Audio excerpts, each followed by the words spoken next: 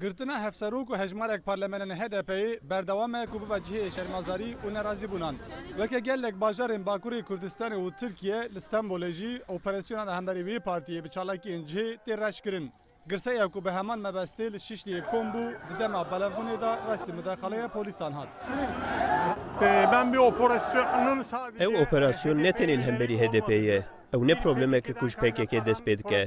Ew projeyeke siyasî hemberî hemû Kurdan û hêzên demokrasiyê. Hikûmet bi operasyona hemberî HDP dixwaze destê xwe bihêztir bike. Operasyoneke wisa ye ku beşa herî berxwedêriya li hemberî desthilatê ji nav bibe. Bir operasyon olduğunu düşünüyorum. Piştî axaftinên ku ji aliyê rayedarên partiyê ve hatin kirin, girse bi duruşmên nerazîbûnê ket rêya belavbûnê.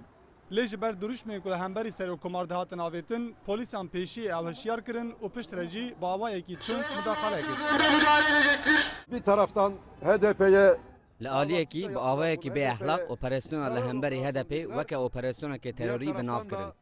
Lê aliyê din teqîna li Amedê wekî karê PKK nîşan dan. Lê medyaya cîhanî ragihand ku ew êriş karê barbaran e ku Erdoğan jî başnaş bike. Xwastin ku nerazîbûnên li hemberî girtina hevserokan arasteyî cihekî din bikin. başka bir yere çekmek istediler.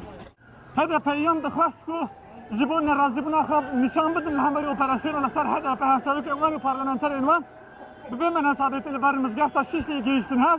Nêzîkî 3000 kes li derê gihîştî bu hev. Lê ji destpêka çalakiyê de polîsan hişyarî dida da ku dawî li çalakiyê xebînin gel ku nebe ew êriş li ser wê bêkirin.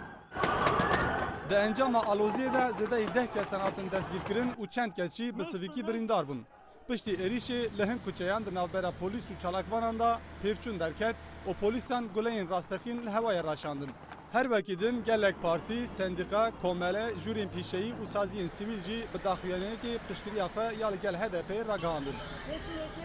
Rawîn Stêv, Rûdaw, Stenbol.